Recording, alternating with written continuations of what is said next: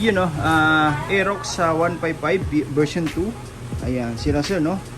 Dumayo po sa atin. Sir, taga saan po kayo?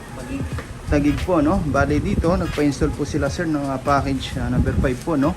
Which is Pia horn. Ayan, dalawa po yan no. Isa na sa ilalim. Tapos yung mini driving light. Ayan. Yung combo light sa atin, horn switching, stock to loud. Tapos yung mga wiring accessories no, katulad ng passing switch. Tapos tri-switch, ayan, original po MSM po yan no. Meron din po tayong nilagay dito na horn switching, stock to loud horn. Ayan. Okay. Lahat po yan mga sir, sama-sama po yan dito. Okay.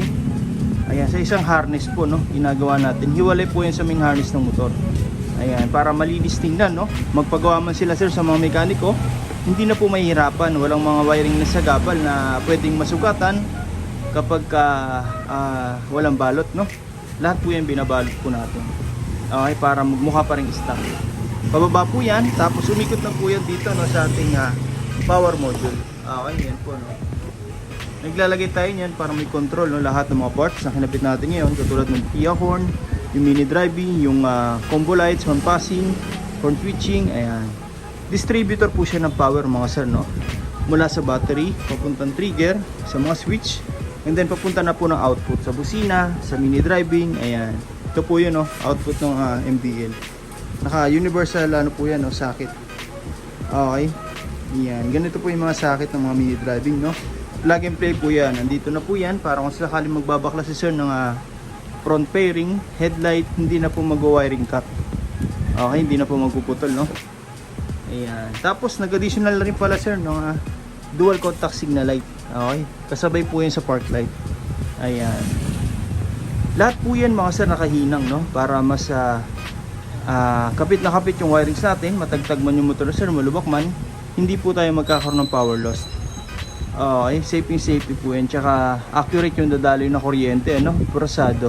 Dahil sa nakahinang, maiwasan natin yung overload po no.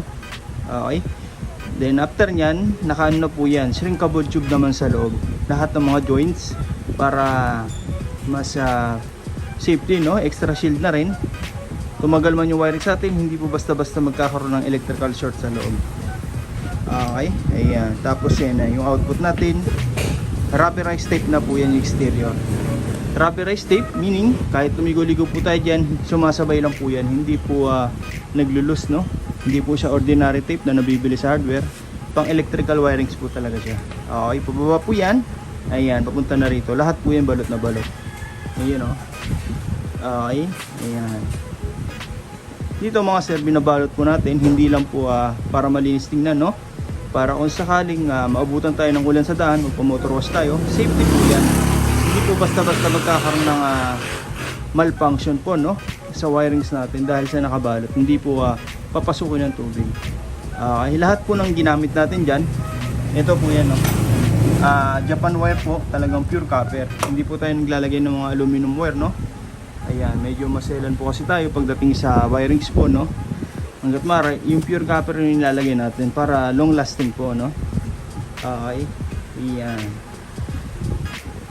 Ngayon, ikakabit na lang po natin yung mga bearings no, tapos testingin natin.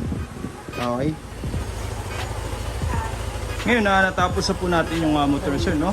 Dual contact signal light, mini driving, Pia horn, combo lights, horn passing, horn switching. Ayan, testing natin no.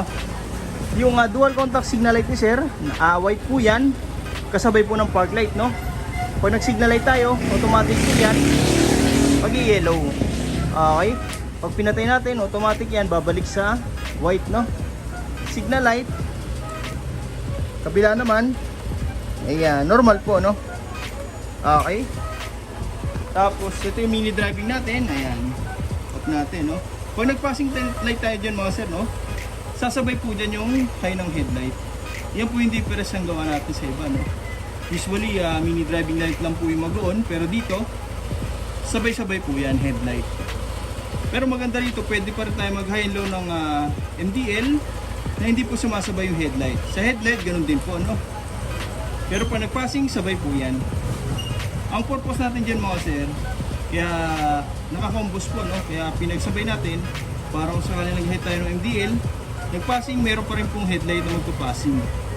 Sa headlight, kung natin lahat, nag-passing, meron pa rin po yan. Okay, yun no. Sa busina, ganun din po mga sir, no. Loud horn. Okay. Ayan. Kahit naka-on po yan lahat. Nagbusina. Ayan. Okay. Check natin dito, no. Ito po yung switch natin sa MDL, low, high, low. Ayan, kung mapapansin nyo, serye natin, maliwanag pa. Pero kitang-kita na po yung mini driving. Lalo po ito sa dilim mga sir. Ito naman po yung headlight, high and low. Hindi po sasabay yung mini driving. Sa mini driving, high and low, hindi po sasabay yung headlight. Pero pag nag-passing automatic, sabay po lahat yan. Ito naman po yung sa busina na stock. Press lang po natin yan. Yung busina ni sir, back to stock na. Wala pong passing. Para pag nagparehistro, wala po tayong magiging violation po, no? Stock na stock po yan. Loud horn. Doon na po may passing, no? Okay. Kahit naka-on po lahat yan, busina, may passing po. Okay. Ayan. Sa mga gusto pong pagawa, no? Direct message nyo lang po, MJ Works. O kaya punta na po kayo dito shop, no? First come, first serve po tayo. Maraming salamat po.